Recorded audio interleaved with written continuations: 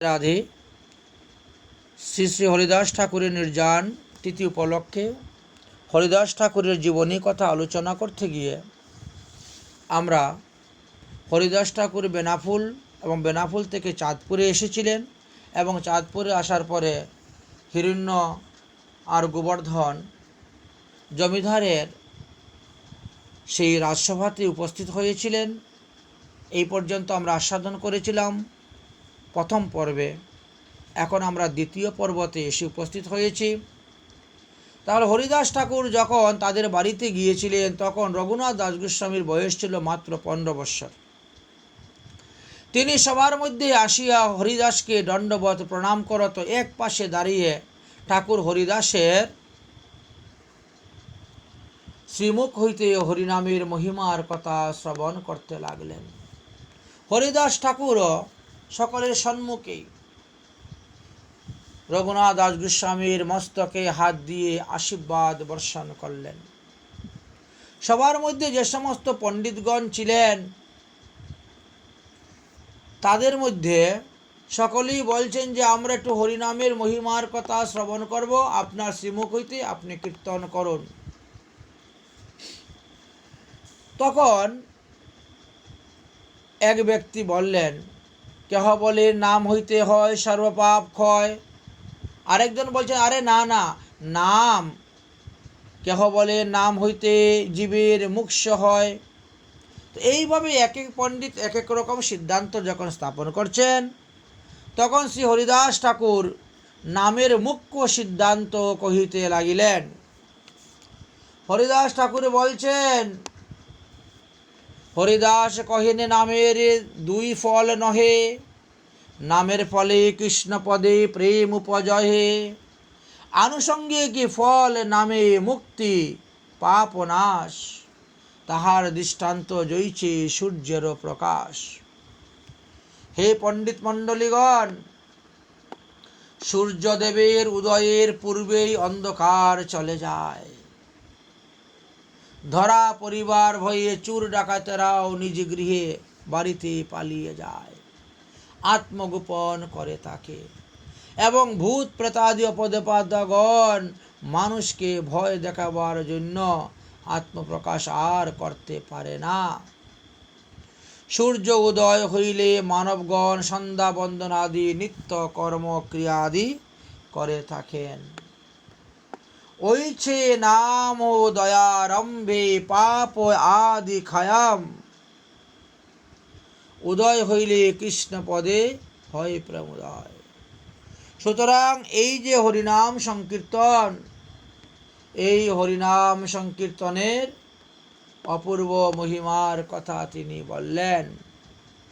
মুক্তি তুচ্ছ ফল হয় নামাবাস হইতে, যে মুক্তি ভক্ত না লয় কৃষ্ণ চাহেন দিতে। যারা প্রকৃত ভক্ত তারা কখনো মুক্তি চায় না, তারা চায় ভগবানের সেবা। সেবা করে সুখ দিব এই মাত্র অভিলাষ। ব্রহ্মবিবর্ত পুরাণে এই বিষয়ে আমরা দেখতে পাই, লেখা আছে, সর্ব পাপ প্রশমনম সর্ব উপদ্রব নাশনম সর্ব দুঃখ হয়করম হরিনামানুকীর্তনম। হরিনাম সংকীর্তন করলে সর্ব পাপ ধ্বংস হয়ে যায়, সর্ববিঘ্ন নাশ হয়ে যায়, সর্ব দুঃখ দূর হয়ে যায়। হরিনামের মধ্যে এতই শক্তি। তাই তো নন্দী পুরাণে লেখা আছে, সর্বত্র সর্বকালেষু যেই অপি কুর্বন্তি পাতকং নাম সংকীর্তন কৃত্বা জানতি বিষ্ণু পরম পদম। সর্বজ্ঞ সর্বত্র সর্বসময়ে যাহারা মহাপাপ পরায়ণ পাপাচরণ করেন তাহারাও যদি নাম সংকীর্তন করেন তাহলে নাম প্রভুর কৃপাতে তারা অনায়াসে সমস্ত পাপ থেকে মুক্ত হয়ে হরিপদ প্রাপ্ত হইবেন। হরিনামের এত মহিমার কথা বর্ণন করে গিয়েছেন। লঘু ভগবতামৃতেতে আমরা দেখতে পাই, নামের মহিমার কথা বলতে গিয়ে বললেন, বর্তমানো ইয়ৎ পাপং যৎ ভূতং ইয়ৎ ভবিষ্যন্তি তৎ সর্বং নির্দিষ্ট তহং পশু গোবিন্দায় অনল কীর্তনাম।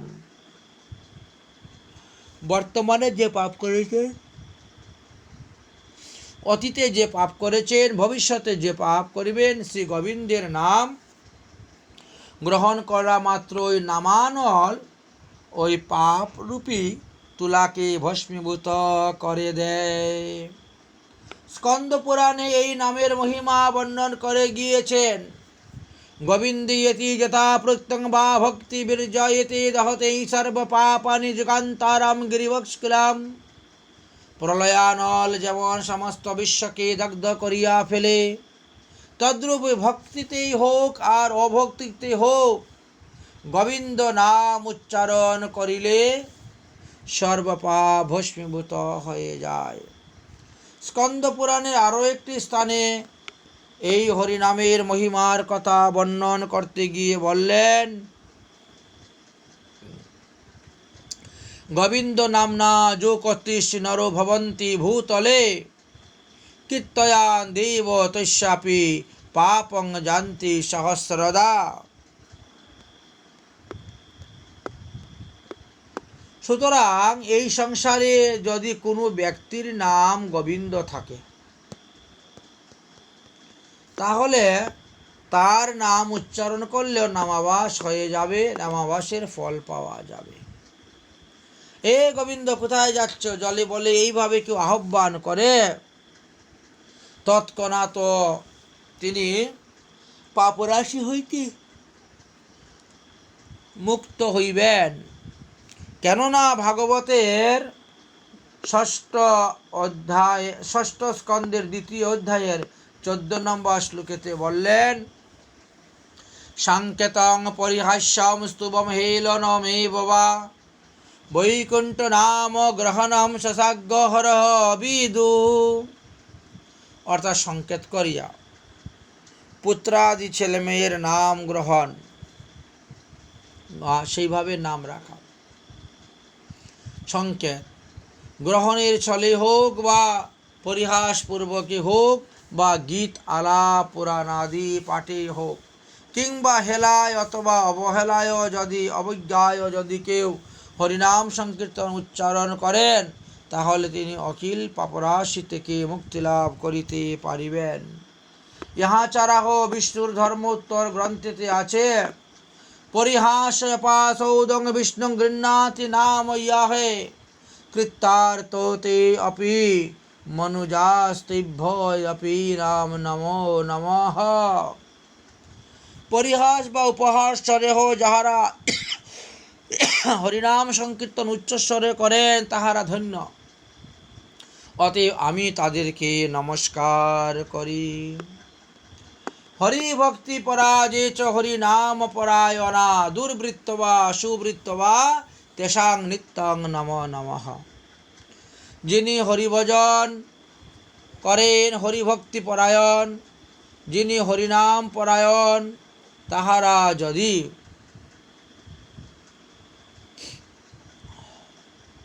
এই হরিনাম সংকীর্তন করেন, তাহলে অনায়াসে সমস্ত পাপ থেকে মুক্তি লাভ করতে পারবেন। উপরন্ত চোর ডাকাত গুন্ডা বদমাস আদি তারাও তাদেরকে কিচ্ছু করতেই পারবে না, সেই সাধুদেরকে যারা নাম গ্রহণ করে থাকেন। এই জন্য লঘু ভাগবতে লেখা আছে, গগটি দান গ্রহণে খগস্য প্রয়াগ গঙ্গুদক কল্পবাস যজ্ঞাযোকিতং মেরু সুবর্ণ দানাম গকুটি গোবিন্দ কীর্তয়েতে সমং শতাংশ মেহে। গ্রহণের ছলে যদি কেউ 1 কোটি গাভী দান করেন, প্রয়াগের গঙ্গা তীরে যদি কেউ কল্পবাস করেন, 10,000 সংখ্যক যজ্ঞ যদি কেউ করেন, সুমেরু সদৃশ সুবর্ণ যদি কেউ দান করেন, এই সমস্ত পুণ্য যদি একত্র করা হয়, তথাপিও ভগবানের শ্রী গোবিন্দের নামের সমান হইবে না। ভগবান আমাদেরকে হরিনাম দিয়ে গেছেন, কলিযুগে পাবন অবতার গৌরাঙ্গ মহাপ্রভু যে মন্ত্র দিয়ে গেছেন, সেই মন্ত্র তো আমরা অনন্ত সংহিতার মধ্যে দেখতে পাই, ঋগ্বেদের মধ্যে দেখতে পাই। তাই বলছেন এই হরিনাম সংকীর্তন আমরা যেভাবে কলিযুগের মানুষ সংকীর্তন করতেছি তার একটু বিপরীতভাবে আছে। মহাপ্রভুর প্রবর্তিত হরিনাম হল হরে কৃষ্ণ কৃষ্ণ কৃষ্ণ হরে হরে, হরে রাম রাম রাম হরে হরে। ষোলশে তানি নামানি 32 বর্ণকানি কলিযুগে মহামন্ত্র সৎমাতু জীবনং তারণে। অতএব যারা এই 16 নাম 32 অক্ষর সর্বদা কীর্তন করেন তারা অনায়াসে মুক্তি লাভ করিতে পারিবেন। কলির সন্তরণ উপনিষদে লেখা আছে হরে রাম রাম রাম হরে হরে, হরে কৃষ্ণ কৃষ্ণ কৃষ্ণ হরে হরে। তার পিছনেও কতগুলি কারণ আছে। আচ্ছা, সত্যযুগে আমরা তারক ব্রহ্ম নাম দেখতে পেয়েছি। নারায়ণ পরা বেদা, নারায়ণ পরাক্ষরা, নারায়ণ পরা মুক্তি, নারায়ণ পরাগতি। ত্রেতা যুগে যারা ছিলেন তারা তারক ব্রহ্ম নাম করিতেন।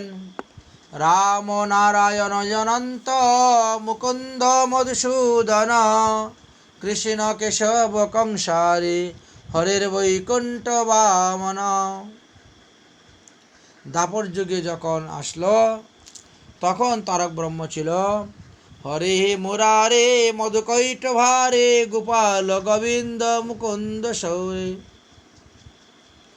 যজ্ঞেশ নারায়ণ কৃষ্ণ বিষ্ণু নিরাশ্রয়বাং জগদীশ রক্ষ। এই কলিযুগে তারক ব্রহ্ম নাম হল হরে কৃষ্ণ কৃষ্ণ কৃষ্ণ হরে হরে, হরে রাম রাম রাম হরে হরে। এটা মন্ত্র, কিন্তু কলিযুগ পাবন অবতার শ্রী শ্রী গৌরাঙ্গ মহাপ্রভু চিন্তা করলেন বেদ মন্ত্র তো সকলের উচ্চারণ করার অধিকার নাই। তাই স্ত্রী এবং শূদ্রের জন্য তিনি কি করলেন, বেদের উপরের লাইনটিকে নিচে নিয়ে আসলেন এবং নিচের লাইনটাকে উপরে দিয়ে বললেন যে এখন আর ওটা বেদের মন্ত্র রইল না, বেদ থেকে ওটা বেরিয়ে চলে আসলো, অতএব আপনাদের চিন্তা নাই, আপনারা সকলেই এই হরিনাম করতে পারবেন। যৎকৃতে দশবি বর্ষে তথাহং অনন্যম নিত্যম দাপরে ততে সম্যয়ং হি অহোরাত্রিন তত্রে কলৌ। বিষ্ণু পুরাণে 6ষ্ঠ অধ্যায়ের 2 নম্বর শ্লোকে বললেন সত্যযুগের তারক ব্রহ্ম নাম, এই হরিনাম 10,000 বৎসর জপ করে মানুষ যেই ফল লাভ করতে পারে নাই, সেই ফল ত্রেতা যুগের মানুষ তো 6 মাস হরিনাম করে লাভ করেছিল। আর 6 মাস হরিনাম করে যে ফল লাভ করতে পারে নাই, দাপর যুগের মানুষ 1 মাসে সেই হরিনাম করে সিদ্ধি হয়ে গিয়েছিল।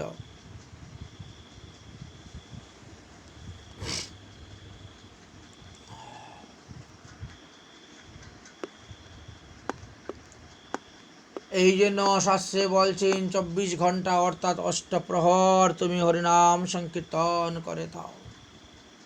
ভাগবতের 11 স্কন্ধের 5ম অধ্যায়ের 36 নম্বর শ্লোকেতে বললেন ন হিত পরম লোভম দেহিনাং ভ্রমতামিহ, যত বিনন্তে পরমাং জানতে পশ্যন্তে স্মৃতিঃ। যাহারা সদ্গুরুর নিকট হইতে হরিনাম উপদেশ পেয়েছেন তাহারাই ধন্য। এর দ্বারা জীবন মরণ স্রোত গুছে যাবে এবং পুনরায় আর মাতৃগর্ভে সেই জন্মগ্রহণ করতে হবে না। नाम चिंतामणि कृष्ण चैतन्य रस विग्रह शुद्ध पन्न नित्य युक्तानाम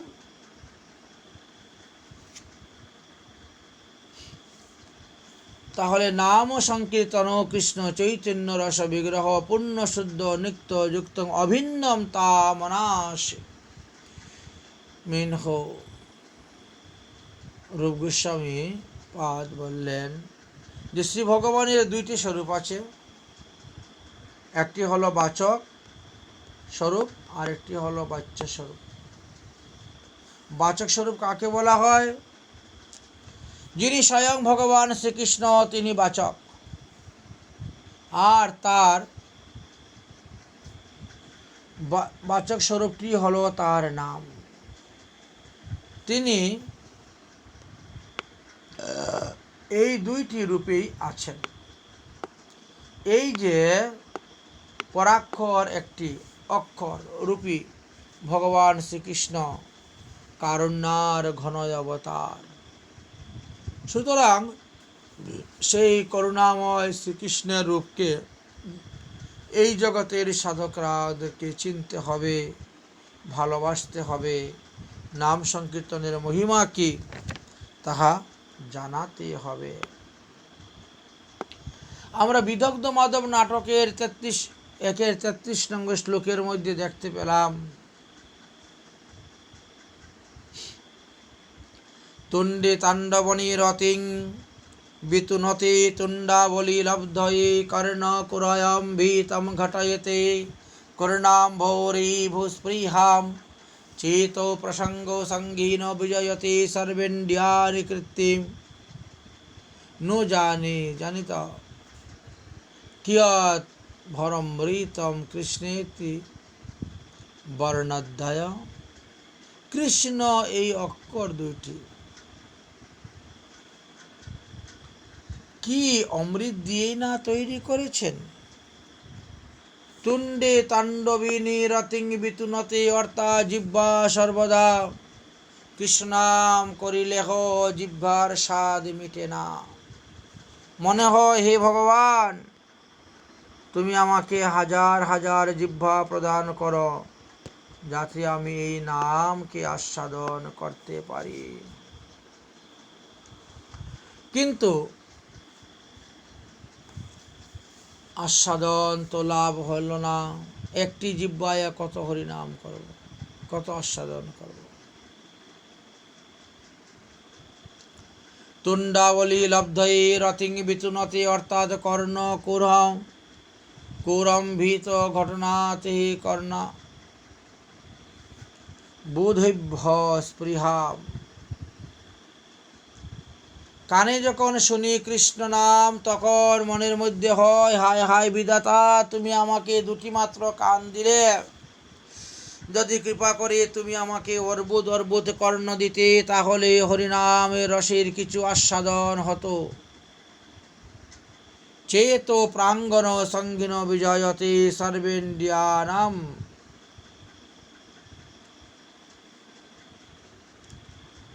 কৃত্রিম যখন নাম স্মরণ করি তখন তো মধুময় নাম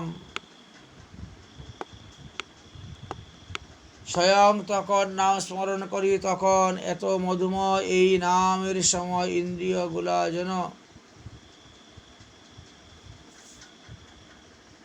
স্থিমিত হইয়া যায়, আস্বাদন চমৎকার লায়। জানিয়া কতই অমৃত দিয়া এই দুইটি অক্ষর তৈরি করেছেন। কিন্তু দুর্ভাগ্য আমার, এমন নামে আমার এখনো আস্বাদন হলো না। জিহ্বায় যন্ত্রের মতন হরিনাম করলে গেলে আর মন বিষয়রূপী কানের মধ্যে কাননে ঘুরাচ্ছে। মাদৃশ্য জীবের তো এইরকম অবস্থা। মহাজনগণ বলছেন নাম অপরাধের দিকে লক্ষ্য রেখে হরিনাম করিতে হইবে। এই স্থানে একটি কথা মনে রাখতে হইবে যে পাপ এবং অপরাধ দুই বস্তু এক নহে। পাপ দেহকে আশ্রয় করে থাকে আর আত্মা,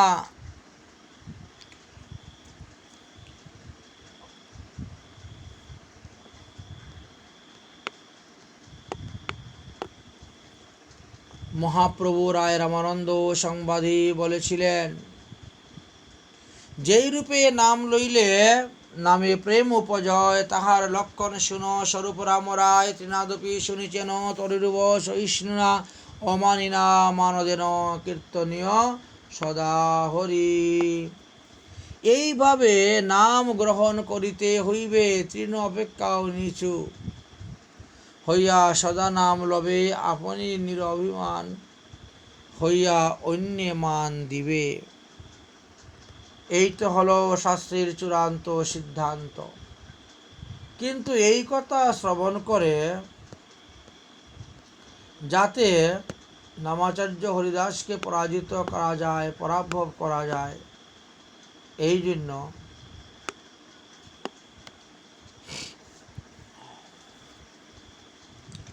কয়েকজন লোক একত্রিত হলেন। যৎকৃতে দশবি বর্ষে ততায়াং হায় নেত্রাহম দাপরে তত মাসঞ্চ নহরাত্র তৎফলম। তাহলে সত্যযুগের তারা ব্রহ্ম নাম 10,000 বছর উচ্চারণ করে যেই ফল লাভ করা যায় নাই, ত্রেতা যুগের মানুষ অনায়াসেই এই 24 ঘন্টা অষ্টপ্রহর নাম করলেই সেই ফল লাভ করতে পারবেন। প্রভাত মাহাত্ম্য গ্রন্থ থেকে আমরা দেখতে পাই, ভগবান বলছেন, নামনা মুখ্যতর নাম কৃষ্ণ নামাইক্যতে পরন্তপ প্রাশ্চিত্রেষ্ঠ শেষানাং পাপানাং মোচনাং পরম।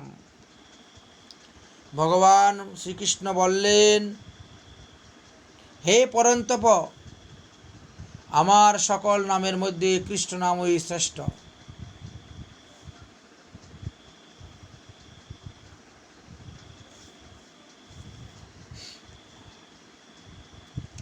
ন নাম সদৃশ্য জ্ঞানম, ন নাম সদৃশ্য ব্রতম, ন নাম সদৃশ্য ধ্যানম, ন নাম সদৃশ্য ফলম। এই কলিযুগে হরিনামের এত মহিমার কথা বর্ণন করে গিয়েছেন। তাই হরের নাম হরের নাম হরে নামৈব কেবলম, কলো নাস্তিব্য নাস্তিব্য নাস্তিব্য গতির অন্যতা। এই শ্লোকটি বৃহৎ নারদীয় পুরাণের 38 অধ্যায়ের 126 নং শ্লোক। তাহলে কলিযুগের জীবের হরিনাম ছাড়া আর কোনো গতি নেই। হরিদাস ঠাকুরের মুখে যখন সেই সভাতে এইভাবে হরিনামের মহিমার কথা শ্রবণ করলেন, ব্রাহ্মণ পণ্ডিতগণ, তখন তার মধ্যে একজন ছিলেন যিনি হরিদাসকে পরাজিত করে নিজে সম্মান কামনার আশায় বসেছিলেন। তাহলে ধর্ম প্রবর্তন হেতু লহ হরিনাম, নাম ব্রহ্ম প্রচারিয়া জীবেরে কর ত্রাণ।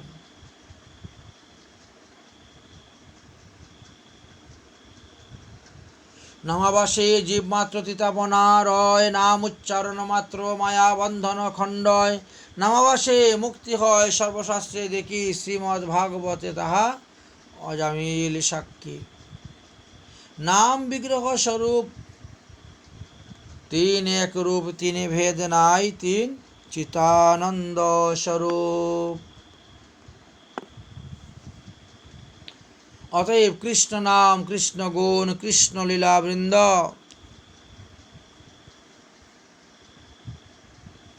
সুমঙ্গল কৃষ্ণ নাম যাহার বচনে স্থিতি,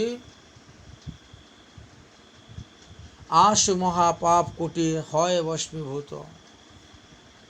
নাম চিন্তা মনি কৃষ্ণ স্বয়ং ভগবান, ব্রহ্মাণ্ডে সদবস্তু নাহি নামেরই সমান। নামে নিষ্ঠা হইলে পরে প্রেমের উদ্দীপন, অবিশ্রান্ত নাম জপলে পাবে প্রমোধন। নামি হইতে নাম ভর কৃষ্ণের উক্তি হয়, সর্ব অপরাধ নাম গ্রহণে খণ্ডয়। এক কৃষ্ণ নাম করে যত পাপ ক্ষয়, নববিধা ভক্তিপূর্ণ নাম হইতেই হয়। সেই কৃষ্ণ নাম যদি লহ বহুবার, তবু যদি নহে প্রেম নহে অশ্রুধার। তবে জানিবে তাহাতে অপরাধ প্রচুর, কৃষ্ণ নামের বীজ তাতে না হইল অঙ্কুর। তাই কৃষ্ণ নামের বীজ এখনো অঙ্কুর হয় নাই। আমরা কলির সন্তরণ উপনিষদের কথা বলছিলাম, সেই স্থানেও হরিনামের মহিমার কথা লেখা আছে।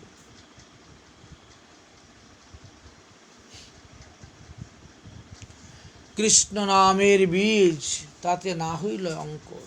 তাহলে 10 প্রকার নাম অপরাধ শূন্য হয়ে আমাদেরকে নাম গ্রহণ করতে হবে, তাহলে আমরা নামের ফল লাভ করতে পারব।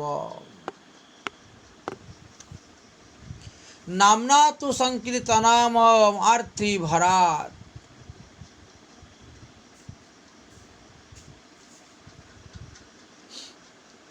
নাম সংকীর্তন করিবেন আর্তিভাবে, আকুলতা নিয়ে। যেমন কোন স্নেহময়ী জননীর একটা ছেলে হারিয়ে গিয়েছে, তখন সেই জননী সন্তানের জন্য পাগলিনী হয়ে পাড়ায় পাড়ায় ডেকে ডেকে ঘুরে বেড়ান, সন্তানের নাম ধরে।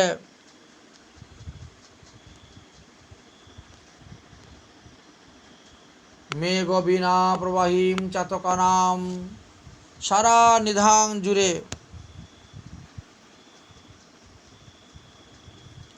পিপাসায় বুক বহন করে চাতক পাখি যেমন বর্ষার জলের জন্য আকাশের দিকে তাকিয়ে থাকেন, বৃষ্টির জলবিন্দু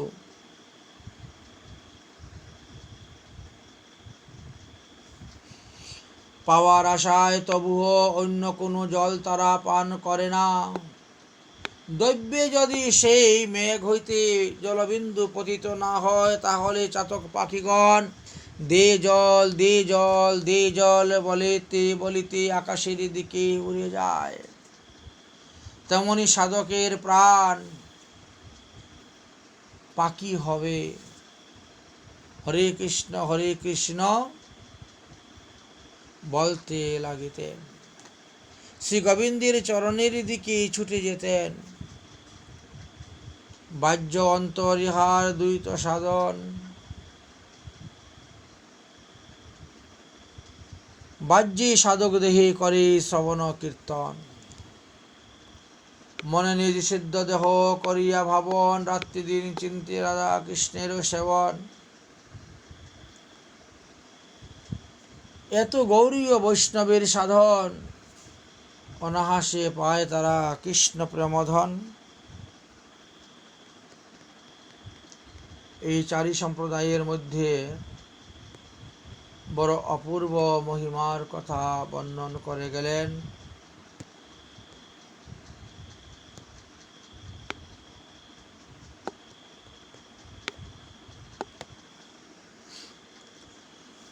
ঈশ মন্ত্রেতে ঘন।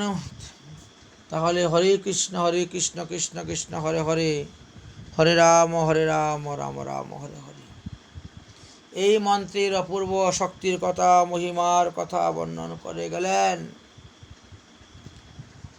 মহাজনগণ বলেন,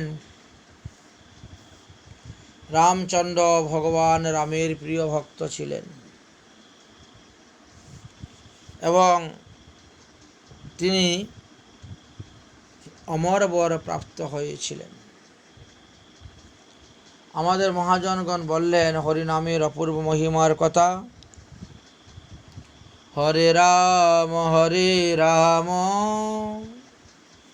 জপতে হে হনুমানা, इस मंत्र की महिमा को सारी जग में है माना। हरे राम जपते हैं हनुमाना, इस मंत्र की महिमा को सारी जग में है माना।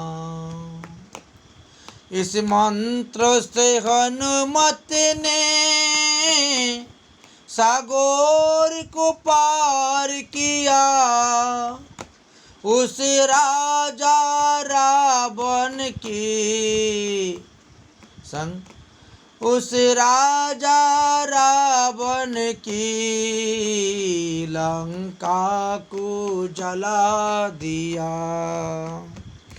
हरे कृष्णा जपते के हनुमाना, इस मंत्र की महिमा को सारी जग में है माना। इस मंत्र से हनुमत ने सागर को पार किया। उस राजा रावण को लंका को जला दिया। इस मंत्र से हनुमत ने सागर को पार किया। उस राजा रावण को लंका को जला दिया। हरे कृष्णा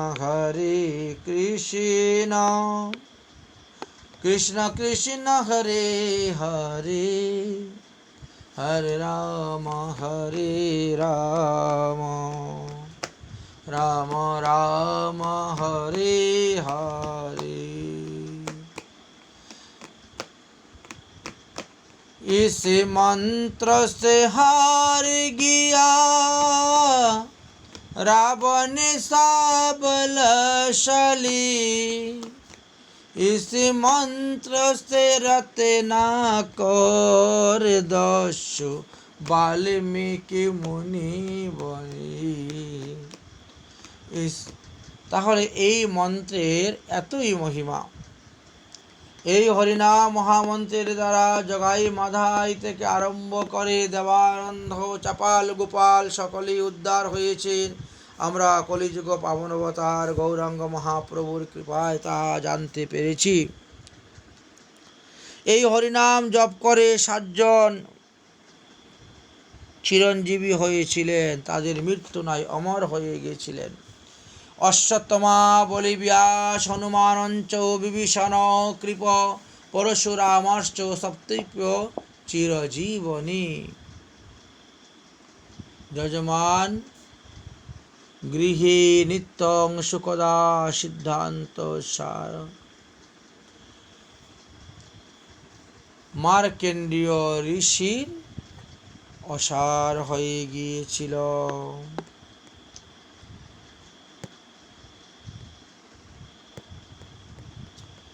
এইভাবে নামাচার্য হরিদাস ঠাকুর হরিনামের মহিমা কীর্তন করিতে লাগিলেন।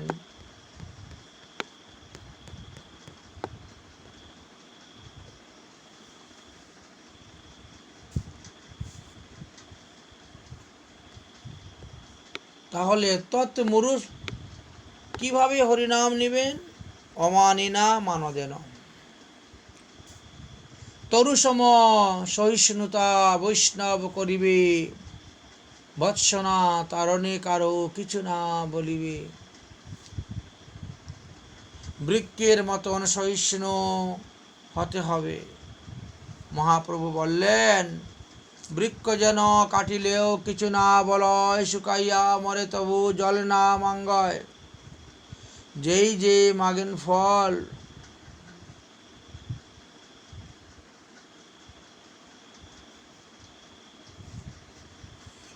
যে যে মাগে ফল তারে আপন ধন ঘর্ম বৃষ্টি সহ্য অন্যেরই করেন পোষণ। এই মতন বৈষ্ণবভাবে নিরভিমান জীবে সম্মান দিবে জানি কৃষ্ণ অধিষ্ঠান। এই মতন হইয়া যেবা কৃষ্ণ নাম লয়, কৃষ্ণের চরণে তার প্রেম উপজয়। কিন্তু মানুষ পশুর মতন বিষয় ভোগ করে যাচ্ছেন, বিষয় আশয় ভোগ করে যাচ্ছেন, দুর্লভ মনুষ্য জীবনটিকে নষ্ট করে দিচ্ছেন। তারা মনে করেন নানাবিধ পাপকর্মের দ্বারা যে অর্থ উপার্জন করিতেছেন তদ্বারা অষ্টপ্রহর আদি নাম সংকীর্তন। তাই নাম সংকীর্তন করিলে পাপ হইতে জীব মুক্তি লাভ করিতে পারে, বহু শাস্ত্রে তার প্রমাণ দিয়ে গেছেন। আবার অন্য একটি স্থানে লেখা আছে, কোটি জন্ম করে যদি নাম সংকীর্তন তথাপিও নাহি পাবে ব্রজেন্দ্র নন্দন। তাহলে বিরোধী শব্দ হয়ে গেল। তারা তো আজীবন হরিনাম করিবেন, নাচিবেন, গাইবেন, আবার দেহান্তে নরকে যাইবেন। কারণটা কি? এক কৃষ্ণ নামে যত পাপ হরে, পাপের সাধ্য নাই তত পাপ করে। সেই হরিনাম যদি নহে বহুবার, তবু যদি নহে প্রেম, নহে অশ্রুধার, তবে জানিবে তাহাতে অপরাধ প্রচুর। কৃষ্ণ নামের বিষ তাতে না হইল অঙ্কুর।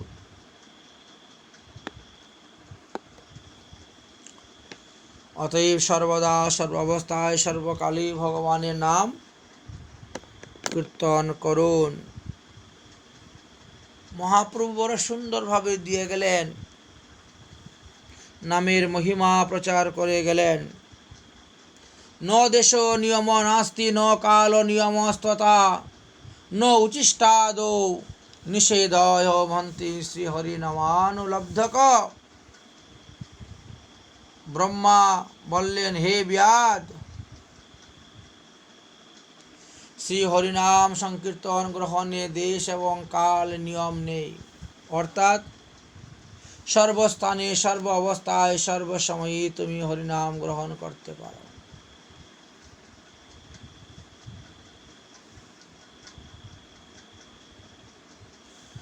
খাইতে শুইতে যথার্থা নাম লয়, দেশকাল পাত্র নাহি সর্বসিদ্ধি হয়।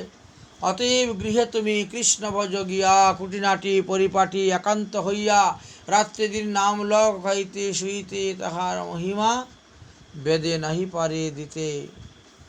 শুনো বিপ্র, কলিযুগে নাহি তপ যজ্ঞ, যেই জন ভজে কৃষ্ণ সেই মহাভাগ্য।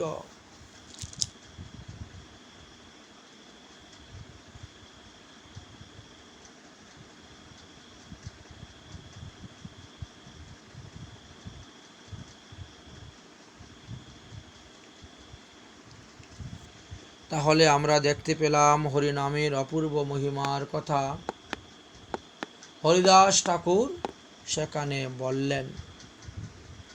নামের মহিমা শ্রবণ করে সকলেই মুগ্ধ হলেন, সকলেই হরিদাসের প্রশংসা করলেন, কিন্তু একজন ব্যক্তি প্রশংসা করলেন না। তিনি নাম ছিল গোপাল চক্রবর্তী। তিনি জমিদারের প্রধান আরিন্দ্রা ছিলেন। আরিন্দ্রা কাকে বলে? যাহারা খাজনা বহন করেন, খাজনা আদায় করে নিয়ে এসেন, তাদেরকে বলা হয়।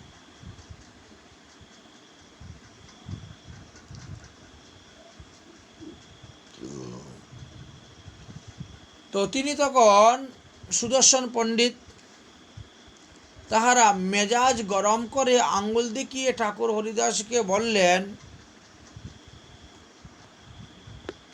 কোটি জন্মে ব্রহ্মযজ্ঞে যে মুক্তি না পায়, এ কহে নামাবাসে সেই মুক্তি হয়। এই সিদ্ধান্তটা আমরা মেনে নিতে পারলাম না। হরিদাস ঠাকুর বলেন, ভাই তুমি বৃথা সংশয় করছো কেন নামের উপরে? ভগবান এবং ভগবানের নাম অভিন্ন, তার শক্তিটাও সেই রকম। শ্রী হরিনাম আবাসে মাত্রই জীবের মুক্তি লাভ হয়ে থাকে, ইহা তো শাস্ত্রেই বলে গিয়েছে।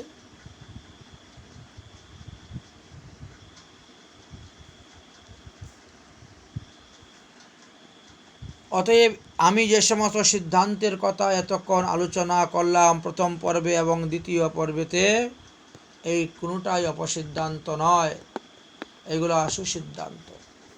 গোপাল চক্রবর্তী হরিদাসের সঙ্গে বাজি ধরলেন, যদি নামাবাসে জীবের মুক্তি না হয় তবে তোমার নাক খসে পড়ে যাবে, আর যদি নামাবাসে মুক্তি মিলে তবে আমার নাক খসে পড়ে যাবে। এই কথা শুনিয়া সমস্ত সকলেই চিন্তা করলেন পরম ভাগবত ঠাকুর হরিদাসের প্রতি তার অবজ্ঞা করা হচ্ছে, এতে তার অপরাধ হবে, তার অনিষ্ট হইবে। তাই তারা পুরোহিত বলরামকে বললেন, গোপালকে ভৎসনা করে তাকে শাসন করো, হরিদাসের চরণে ক্ষমা চাইতে বলো। হরিদাস ঠাকুর ব্রাহ্মণের কোনো দোষ গ্রহণ করলেন না, কিন্তু ভগবান তো ছাড়বেন না। তার দোষে নাহি তার তর্কনিষ্ঠ মন, তর্কের গোচর নহে নামের মহন্ত। হরিদাস ঠাকুর বললেন, ছেড়ে দেন, ছেড়ে দেন, ওর তো তর্কনিষ্ঠ মন, এই জন্য সে তর্ক করতেছে, কিন্তু তর্কের দ্বারা তো হরিনামের মাহাত্ম্য আস্বাদন করা যাবে না। অতঃপর ঠাকুর হরিদাস সকলের প্রতি নির্বিচারে আশীর্বাদ বর্ষণ করে পুনরায় চাঁদপুরে স্বভজন কুটিরে এসে ভজন করতে লাগলেন।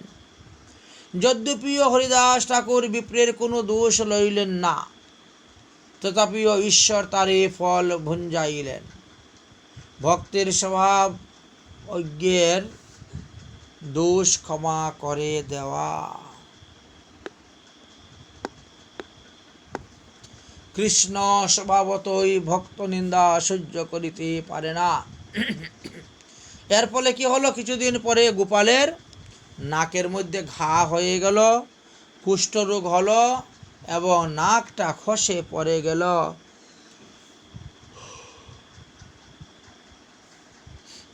শ্রী হরিদাস ঠাকুর তো চাঁদপুর এবং সপ্তগ্রামকে ধন্য করিয়া পুরোহিত বলরামের নিকট থেকে বিদায় নিয়ে কিছুদিন গ্রাম হইতে গ্রামান্তরে পরিক্রমা করলেন। অতঃপর তিনি শান্তিপুরে এসে উপস্থিত হলেন।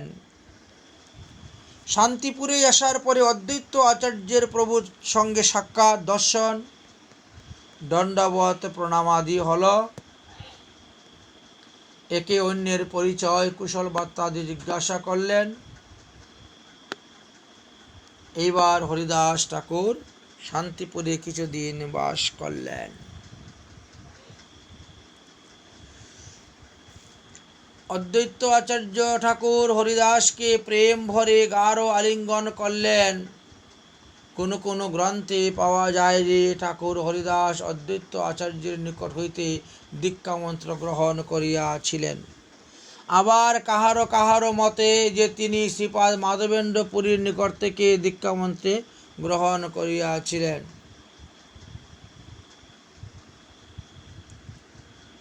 সে যাই হোক, তিনি যে বৈরাগ্য ভক্তিময় হৃদয় লইয়া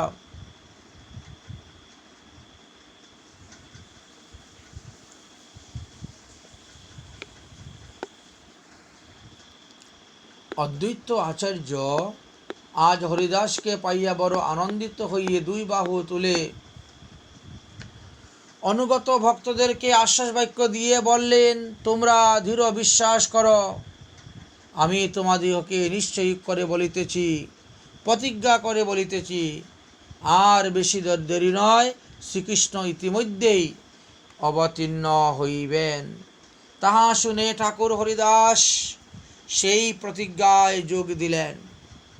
এবার দুজন মিলে সংকল্পতে বসলেন। দুইজনেই এই মহান সংকল্প করিয়া মহাযজ্ঞের আহুতি দিতে লাগিলেন।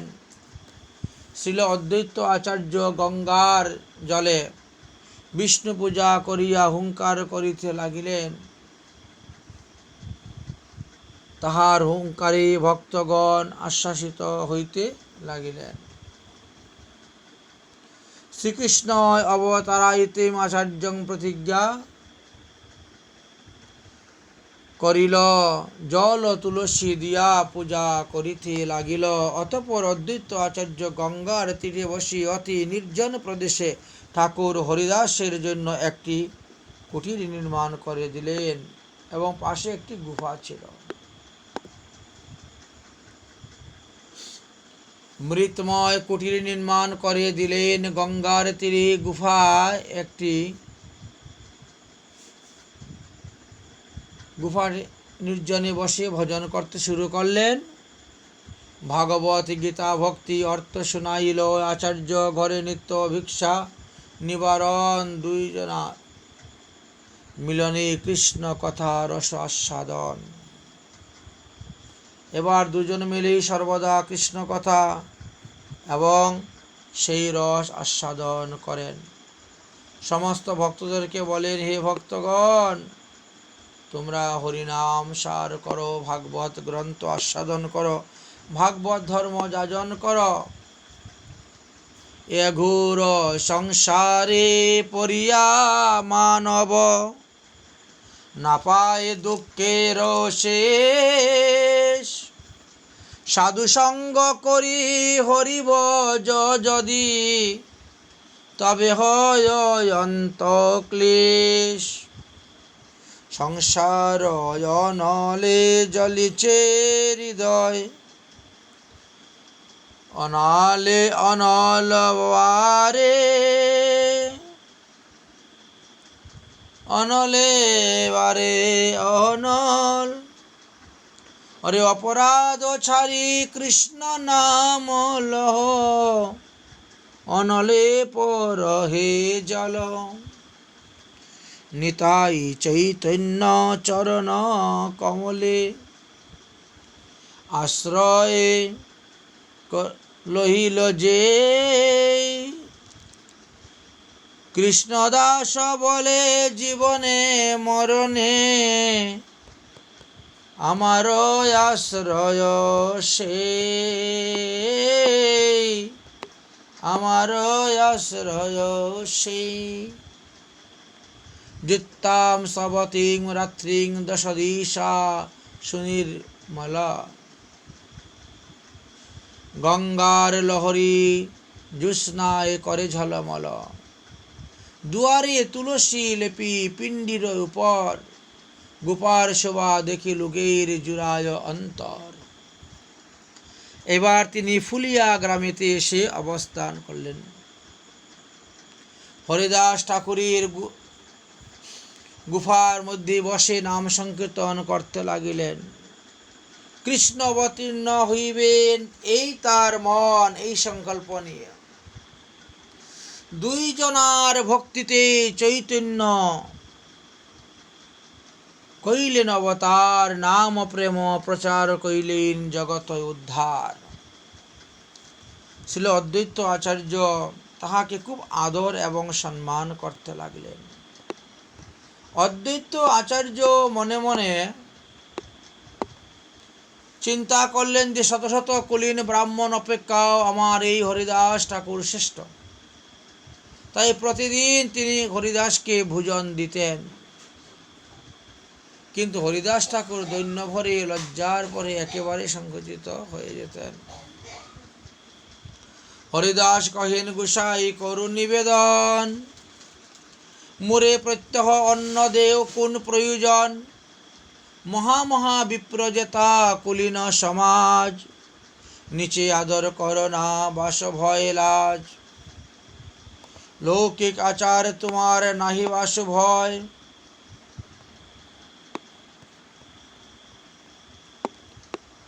সেই কৃপা করিবে যাতে তোমার রক্ষা হয়। আচার্য কহেন, তুমি না করিও ভয়, যে আচারিব সেই শাস্ত্রমতই হয়। তুমি খাইলে হয় কোটি ব্রাহ্মণ ভোজন, এত বলি সাধ্য পাত্র করিলেন অর্পণ। অদ্বৈত প্রভুর মাতা পিতা একসঙ্গে মারা গিয়েছিলেন, একসঙ্গে দাহ কার্য হয়েছিল। তাই বাৎসরিক শ্রাদ্ধাদি কার্যতেও তিনি হরিদাসকে সর্বপ্রথম ভোগ দিয়েছিলেন, ভোগের প্রসাদটি দিয়েছিলেন। এতে ব্রাহ্মণ সমাজ ক্ষিপ্ত হয়ে গিয়েছিলেন। তারা রাগ করে চলে গেলেন ভোজন করবেন না বলে। তখন নামাচার্য হরিদাস ঠাকুর কি করলেন? তিনি বড় চিন্তার মধ্যে পড়ে গেলেন, ভয়ে কাঁপতে শুরু করলেন। আর বললেন যে আপনি এই কাজ করতে গেলেন কেন? এখন কত সমস্যা হলো। অতএব আপনার এত কুলীন ব্রাহ্মণ থাকতে কেন আপনি আমাকে ভোজন করাচ্ছেন?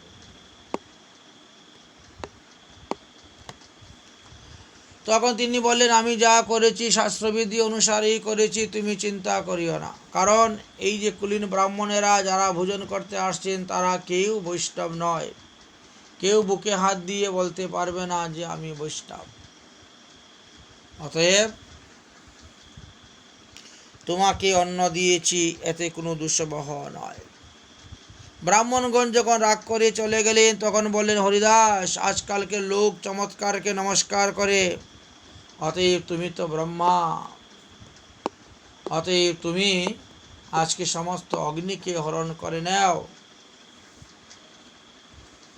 তাহলেই তারা বুঝবে। তারা তোমাকে শূদ্র জ্ঞানে, হেয় জ্ঞানে দেখতেছে। কিন্তু শাস্ত্রে কি বলছে? শাস্ত্রে বলছেন, সদ্গুরুর চরণাশ্রয় করে যারা ভজন করেন তারা জাত ব্রাহ্মণ, জাত গোসাই হইতেও শ্রেষ্ঠ। কিন্তু ওরা ওইসব কথা বুঝবে না।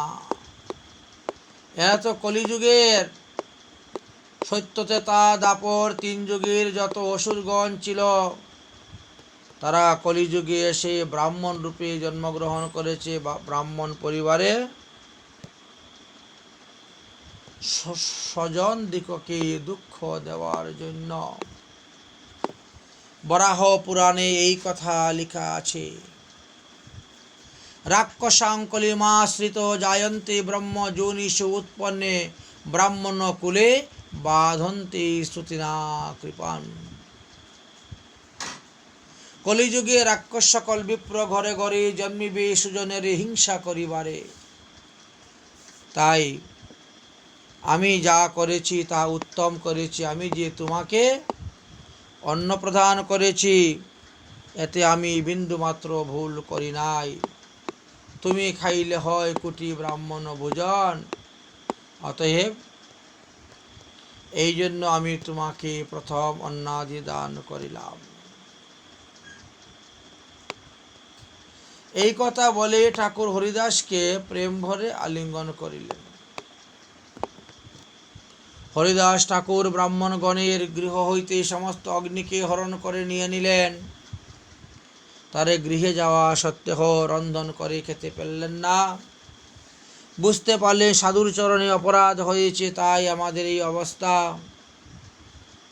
সঙ্গে সঙ্গে তারা আসলেন, হরিদাসের চরণে ক্ষমা চাইলেন এবং প্রসাদ গ্রহণ করলেন, নিজ নিজ গৃহে গমন করলেন।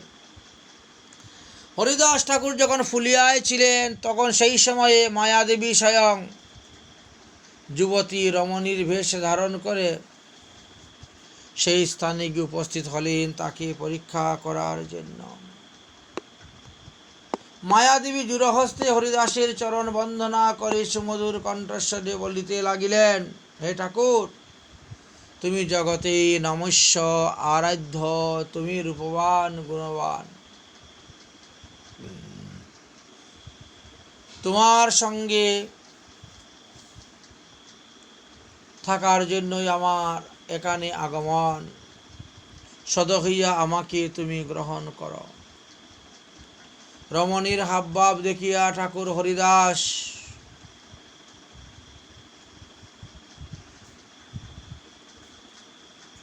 তিনার মনে কোনো প্রকার বিকারের উপস্থিত হল না। তিনি তাহাকে বলিলেন, হে দেবী, আমি নিশ্চিত পূর্বক আমি নিয়ম করে প্রতিদিন 3 লক্ষ হরিনাম করিয়া থাকি। নাম সংখ্যা পূর্ণ হইলে পরেই আমি তোমার মনোবাসনা পূর্ণ করব। ততক্ষণ পর্যন্ত তুমি বসে বসে নাম সংকীর্তন শ্রবণ কর। মায়াদেবী তাহাই করিলেন। হরিদাস ঠাকুর কীর্তন করিতে লাগিলেন। মায়াদেবী আজ হরিদাস ঠাকুরকে পরীক্ষা করতে এসেছেন। রাত্রি অবসান হল। প্রাতকালে দেখিয়া সেই মায়াদেবী রমণী ছদ্মবেশী উঠে চলে গেলেন। এইরূপে 3 দিন যাতায়াত করার পর বিভিন্ন প্রকার হাবভাব দেখিয়ে হরিদাসের মনকে হরণ করতে পারলেন না। তৃতীয় রাত্রি শেষে হরিদাসের নিকটে সেই নারী কহিতে লাগিলেন, আমি তোমাকে আশ্বাস দিয়া বঞ্চনা করিলাম। রাত্রি যায়, দিন যায়, তথাপিও তোমার নাম সমাপ্ত হয় না। তুমি আমাকে আশ্বাস দিয়ে বঞ্চনা করলে। হরিদাস ঠাকুর কহিলেন, আমি কি করিব? নিয়ম করিয়াছি তাহা কেমনে ছাড়িব? হরিদাস নামের প্রতি নিষ্ঠা দেখিয়া সেই রমণী তখন হরিদাসকে নমস্কার করিয়া বলিলেন, হে ঠাকুর, আমি তো তোমাকে পরীক্ষা করার জন্য আসিয়াছিলাম। আমি হলাম মায়া দেবী। ব্রহ্মাদি জীবের আমি সবারে মুহিল, একলা তোমারে আমি মুহিতে নারিল। মহাভাগবত তুমি তোমার দর্শনে, তোমার কীর্তন কৃষ্ণ নাম শ্রবণে চিত্তে মোর শুদ্ধ হইল, চাহে কৃষ্ণ নাম লইতে। কৃষ্ণ নাম উপদেশে কৃপা কর মুতে। পূর্বে আমি রাম নাম পাইয়াছিলাম শিবের নিকট থেকে।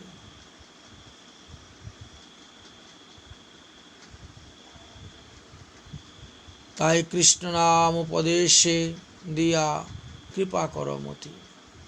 পূর্বে আমি রাম নাম পাইয়াছি শিব হইতে, তোমার সঙ্গে লোভ হইল কৃষ্ণ নাম লইতে। মুক্তি হেতু তারক ব্রহ্ম হয় রাম নাম, কৃষ্ণ নাম পাবক হয়ে করে প্রেম দান। রাম নামে মুক্তি দিয়ে থাকেন আর কৃষ্ণ নামে প্রেম দিয়ে থাকেন। কৃষ্ণ নাম দাও তুমি মুরে কর ধন্য, আমার এহ ভাষাও জয়িছে হয় প্রেম বন্য। আমি কৃষ্ণ নাম করতে করতে প্রেম বন্যাতে যেন ভেসে যেতে পারি, এই কৃপা তুমি আমাকে কর। চৈতন্যর অবতারে বহি প্রেমামৃত বন্যা, সব জীবী প্রেমে ভাসে পৃথিবী হইল ধন্যা। এই বন্যা জেনা ভাসে সেই জীব ছাড়, কুটি কল্প কঙ্কেও তার নাহিক উদ্ধার। হরিদাস ঠাকুর মায়াদেবীকে নিবেদন শ্রবণ করে বললেন, কর কৃষ্ণ সংকীর্তন। সেই দিন থেকে হরিদাস ঠাকুর মায়াদেবীরও গুরুদেব হয়ে গেলেন। অতএব মায়াদেবী হরিদাস ঠাকুরকে পূর্ববৎ গুরুদক্ষিণা দিলেন। যে তোমার স্মরণ লয় তাতে মোর নাহি দয়, এই বলে হরিদাসকে প্রণাম করে চলে গেলেন। সুতরাং যারা হরিদাসের নাম শ্রবণ করবেন তাদের সংসার বন্ধন মায়া বন্ধন কেটে যাবে, মায়া তাদেরকে স্পর্শ করবে না। প্রতিজ্ঞাবদ্ধ হয়েছেন গুরুদক্ষিণা রূপে। তাই হরিদাসকে প্রণাম করে তিনি যথাস্থানে চলে গেলেন। উক্ত ঘটনার পর ঠাকুর হরিদাস ভাবিলেন, শান্তিপুরে আর বেশি দিন থাকা উচিত নয়, তা না হইলে আমার জন্য অদ্বৈত প্রভুর বিশেষ কোনো বিপদের সম্মুখীন হইতে পারে। এইরূপ আশঙ্কা করিয়া ঠাকুর হরিদাস শান্তিপুর ত্যাগ করলেন এবং তিনি ফুলিয়ার অভিমুখে যাত্রা করলেন। ফুলিয়াতে গিয়ে তিনি অবস্থান করলেন। ফুলিয়া গ্রামেতে যত ব্রাহ্মণ সকলেই তাহারে দেখি হইলা বিবল। সবাই তাহানে বড় জন্মিল বিশ্বাস, ফুলিয়ায় রহিলেন প্রভু হরিদাস। হরিদাস ঠাকুর যে ফুলিয়াতে ছিলেন ওখানেই কৃত্তিবাস সুজা জন্মগ্রহণ করেছেন, যিনি রামায়ণ লিখেছিলেন বাংলা পদ্য ছন্দে। হরিদাস ঠাকুরের ভক্তিতে সেখানে সকলেই প্রসন্ন হইলেন। হরিদাস ঠাকুর যেখানে করে বসে ভজন করেন ফুলিয়াতে তার পাশেই একটি গুফা ছিল। ওই গুফা থেকে মস্ত বড় একটি সর্প বেরোত, আবার ভিতরে প্রবেশ হতো। একদিন লোকজন দেখে তিনাকে নিবারণ করলেন, আপনি আর এই স্থানে থাকবেন না, এখান থেকে মহাসর্প বেরোয়, আপনি এখান থেকে পালিয়ে যান। হরিদাস ঠাকুর বলছেন, আমি আর পালিয়ে যাব কোথায়? হয়তো আমি থাকবো এখানে, না হলে সর্প থাকবে এখানে। নিরবধি হরিদাস গঙ্গার তীরে তীরে ভ্রমেন কৌতুকে কৃষ্ণ বলি উচ্চস্বরে, বিষয় সুখ বিরক্ত অগ্রগণ্য, কৃষ্ণ নামে পরিপূর্ণ শ্রীবদন ধন্য। ক্ষণেক গোবিন্দ নাম নাহিক বিরক্ত, ভক্তিরসে অনুক্ষণ হন নানামৃত্য। কখনো করেন নিত্য আপনায় আপনি, কখনো করেন মত্ত সিংহ প্রায় ধ্বনি, কখনো বা উচ্চস্বরে করেন রুদন অট্ট অট্ট হাস্য হাস্য করেন কখন, কখনো গর্জনতি হুঙ্কার করিয়া, কখনো মূর্ছিত হইয়ে থাকেন পড়িয়া। ক্ষণে অলৌকিক শব্দ বলেন ডাকিয়া, ক্ষণে তাহে বাখান উচ্চ করিয়া অশ্রুপাত রোমহর্ষ হর্ষ মূর্ছা ঘন শ্রীকৃষ্ণ ভক্তির বিকার যত আছে মর্ম। প্রভু হরিদাস মাত্র নিত্য প্রবেশিলে সকলে আসিয়া তাদের শ্রীবিগ্রহে মিলে, হেন সেই